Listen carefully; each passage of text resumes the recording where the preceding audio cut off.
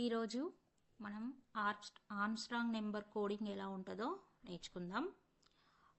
Question మనకి ఇంటర్వ్యూలో ఎలా అడుగుతారంటే, write a program the given number is Armstrong number or not.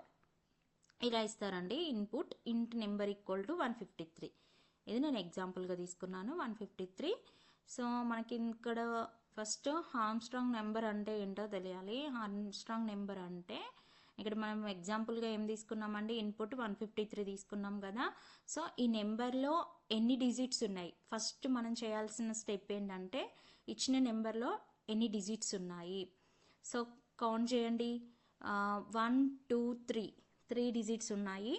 So ఈ 3 డిజిట్స్ అనేది ఈ ఇచ్చిన డిజిట్ అనేది మనకి పవర్గా వెళ్తుంది అన్నట్టు. సో 3 నెంబర్స్ ఉన్నాయి కాబట్టి 3 అనేది ఈచ్ నెంబర్కి పవర్గా వెళ్తుంది. ఎలా అంటే 1 power 3 and 5 power 3 3 power 3.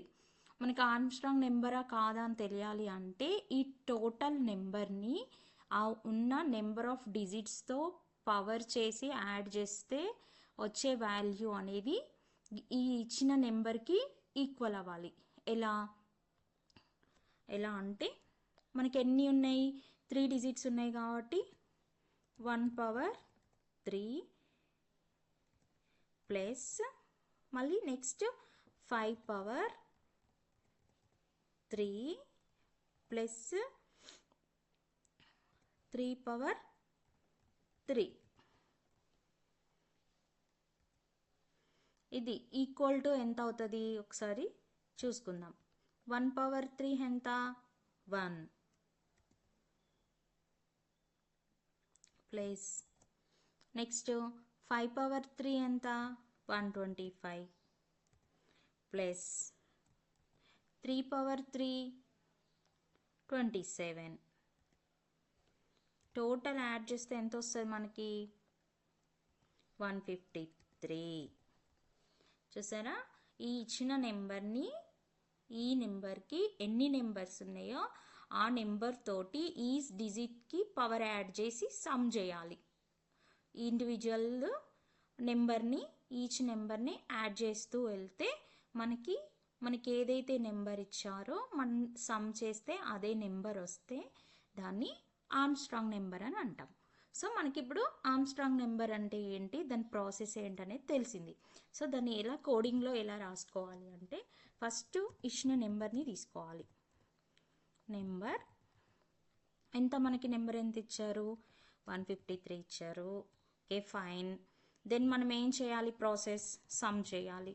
So ఒక సమ్ ఇనిషియల్ ఎంత తీసుకుందాం, నేను 0 తీసుకుంటున్నా ఇనిషియల్. నెక్స్ట్ సమ్ చేయాలి అంటే మనకి ఇది పవర్లో ఉంది. So 1 power 3. సో దీనికి మనం ఎలా చేయాలి, క్యాలిక్యులేట్ చేయాలి అంటే మనకి ఇంకొక వేరియబుల్ మనకి ఇంకొకటి ఏంటి అంటే రిమైండర్ తీసుకోవాలి. సో దాన్ని ఎలా యూజ్ చేస్తాను అనేది దాన్ని కోడింగ్లో మనకి ఇంకొకటి రిమైండర్ని తీసుకుంటాము. దేనికి యూజ్ఫుల్లో చెప్తాను. అండ్ మనకు ఇచ్చిన ఈ నెంబర్ని ఒక టెంపరరీ వేరియబుల్లో స్టోర్ చేసుకుంటున్నా. ఆ నెంబర్ వాల్యూని అనేది ఒకటి టెంపరరీగా ఆ నెంబర్ మనకి ఇచ్చిన నెంబర్ని టెంపరరీగా యూజ్ చేసుకున్నాను. అది స్టోర్ చేసుకున్నాను. అది ఎందుకు తీసుకున్నానో నెక్స్ట్ స్టెప్లో మీకు ఫర్దర్గా అర్థమైపోతుంది. సో ఈ ప్రాసెస్ అనేది రిపీటెడ్గా జరుగుతుంది. చూడండి 1 2 3 టైప్ ఇక్కడ అడిషన్ అనేది రిపీట్గా జరుగుతుంది కాబట్టి నేను వైల్ లూప్ తీసుకుంటున్నాను. సో మనకి ఏదైనా కంటిన్యూషన్ రిపీటెడ్గా జరిగే వాటిని వైల్ లూప్ కానీ ఫర్ లూప్ కానీ యూజ్ చేసి తీసుకుంటాము. సో మనకి ఇక్కడ నేను వైల్ లూప్ తీసుకుంటున్నాను. వైల్ లూప్లో కండిషన్ ఏం రాసుకుంటానంటే మనకి ఇచ్చిన నెంబర్ ఉంది కదా, ద గివెన్ నెంబర్, ఆ నెంబర్ తీసుకొని ఆ నెంబర్ గ్రేటర్ దెన్ 0 అనే ఒక స్టేట్మెంట్, ఒక కండిషన్ అనేది రాసుకుంటాను, గ్రేటర్ దెన్ 0. సో మనకి ఎలా వస్తుంది ఈ లూప్ కంటిన్యూషన్ ఎలా వస్తుంది అనేది చూడండి. ఇక్కడ నెక్స్ట్ స్టెప్ ఏం చేస్తానంటే రిమైండర్ని ఫైండ్ అవుట్ చేసుకుంటా ఆ నెంబర్కి. ఎలా, నెంబర్ పర్సంటైల్ ఇంటూ 10. మనకి ఇచ్చిన నెంబర్ని ఈ 153 నెంబర్కి ఇంటూ 10తో పర్సెంటైల్ చేస్తున్నా. మనకి ఎంత వస్తుంది? 153 percentile by percentile 3 equal to 3 వస్తుంది. మనకి ఇక్కడ 3 వస్తుంది. ఈ వచ్చిన 3కి ఏం చేయాలి? ఈ 3 వచ్చింది కదా మనకి ఇక్కడ నెంబర్ 153 పర్సెంటైల్ 10 ఈక్వల్ టు 3 వచ్చింది. సో మనకి ఎంత వచ్చింది? రిమైండర్ 3 వచ్చింది. సో ఇక్కడ మనం వచ్చిన వాల్యూని మనకు వచ్చిన వాల్యూ ఉంది కదా 3, ఈ 3ని సమ్ చేసుకోవాలి. ఎలా సమ్ చేసుకోవాలి? దాని పవర్ తోటి, అంటే ఎంత పవర్ తీసుకోవాలి? ఇక్కడ 3 డిజిట్స్ ఉన్నాయి కాబట్టి 3 అనేది పవర్గా తీసుకొని సమ్లో యాడ్ చేసుకోవాలి. సో దానికి sum plus equal to remainder into remainder into remainder. ఇలా ఎందుకు తీసుకున్నాను అంటే మనకి ఇక్కడ ఎన్ని డిజిట్స్ ఉన్నాయి? 3 డిజిట్స్ ఉన్నాయి. సో 3 డిజిట్స్ ఉన్నాయి కాబట్టి ఇక్కడ రిమైండర్ వచ్చిన ఈ 3 అనే డిజిట్ ఎక్కడి నుండి వచ్చింది? ఇందులో 153 నెంబర్లో లాస్ట్ డిజిట్, సింగిల్ డిజిట్. ఈ సింగిల్ డిజిట్ని పవర్ చేయాలి. ఎంత నెంబరు? మన గివెన్ నెంబర్ ఆఫ్ డిజిట్స్ తోటి దాన్ని పవర్లో చేయాలి. సో దానికి 3 టైమ్స్ మల్టిప్లై చేశాను. ఈ 3 టైం మల్టిప్లై చేసిన వాల్యూ 0కి అనేది యాడ్ అవుతుంది. సో ఇది అయిపోయింది. ఇది కంప్లీట్ అయిన తర్వాత మనకి నెక్స్ట్ స్టెప్ వచ్చేసి ఆ నెంబర్ని, మనకు ఆల్రెడీ నెంబర్ ఉంది కదా 153 నెంబర్, ఆ నెంబర్ని బై 10తో చేస్తాను. కన్వర్ట్ డాట్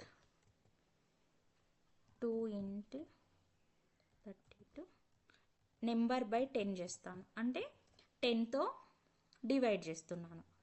10తో డివైడ్ చేస్తే మనకి ఇక్కడ ఎంత వస్తుంది? 10తో డివైడ్ చేస్తే సో 153/10 చేస్తే మనకి ఏమొస్తుంది? ఈక్వల్ టు 15 వస్తుంది. 15 ఇప్పుడు 15 వస్తుంది. 15 వచ్చిన తర్వాతకి ఇప్పుడు ఏమవుతుంది? ఇక్కడ మనకి నెంబర్ ఈక్వల్ టు ఎంత? 15. సో రౌండ్ ఫిగర్ వాల్యూ రావడం కోసం దీన్ని కన్వర్ట్ డాట్ 2 into 32కి కన్వర్ట్ చేశాను. ఇక్కడ పాయింట్స్ ఉంటాయి కదా, సో దాన్ని కన్వర్ట్ చేసుకున్నాను. సో ఈ 15 వస్తుంది. ఈ 15 అనేది ఎక్కడికి వెళ్తుంది? వైల్ లూప్లో నెంబర్ దగ్గరికి వెళ్తుంది. ఇప్పుడు 15 greater than 0, so condition is true.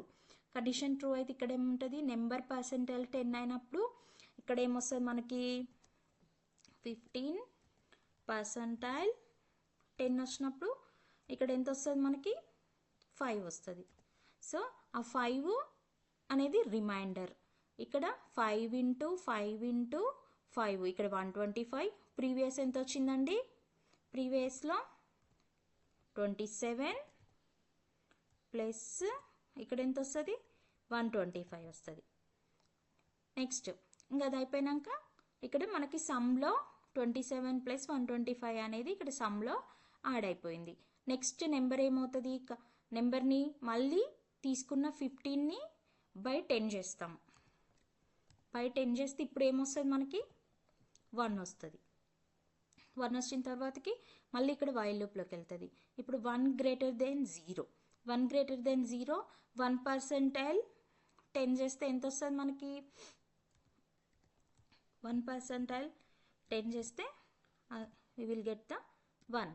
1 వచ్చిన తర్వాత ఈ 1 రిమైండర్ని ఇక్కడ సమ్కి యాడ్ చేస్తాం. 1 into 1 into 1 ఎంత అవుతుంది? ఇక్కడ +1 అనేది యాడ్ అవుతుంది.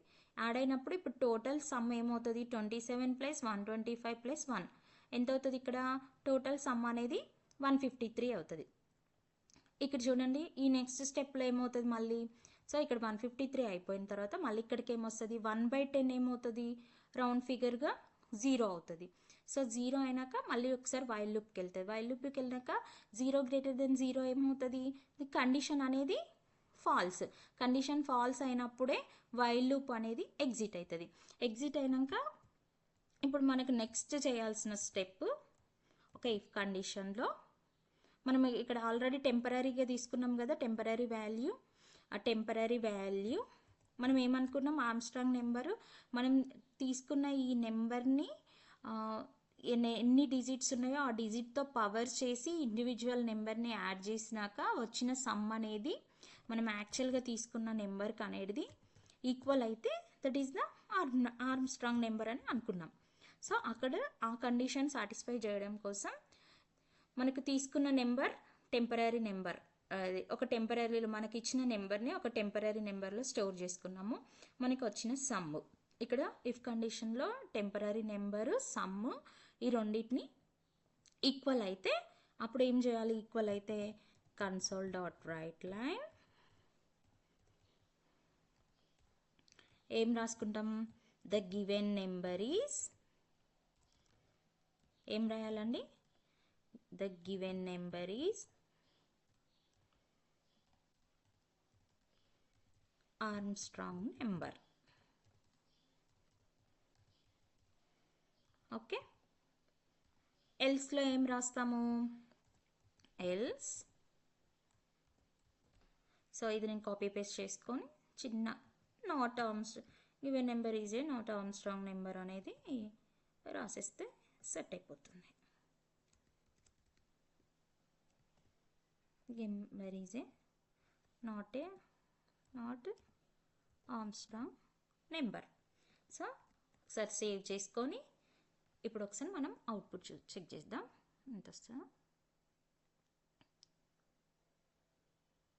ఓకే, సో మనకి ఇక్కడ కీ అనేది రీడ్ చేయట్లేదు. సో మనం దీనికోసమని కన్సోల్ డాట్ రీడ్ లైన్ తీసుకోవాలి. సో మనకి కన్సోల్ డాట్ రీడ్ లైన్ ఇప్పుడు చూద్దాం, డీబగ్ చేద్దాం ప్రోగ్రామ్. చూడండి, the given number is Armstrong number. So నేను ఇప్పుడు ఇంకో చెక్ చేస్తాను. సో ఈ ప్లేస్లో నేను సపోజ్ 121 తీసుకుంటాను. అప్పుడు ఏమొస్తుందో అవుట్పుట్ చెక్ చేద్దాం. The given number is not Armstrong number. So clear? If any doubts comment చేయండి. నేను మీకు ఏం డౌట్ వచ్చిందో ఎక్కడ వచ్చిందో నేను మళ్ళీ నెక్స్ట్ వీడియోలో మీకు అది రిఫర్ చేస్తాను. Thank you.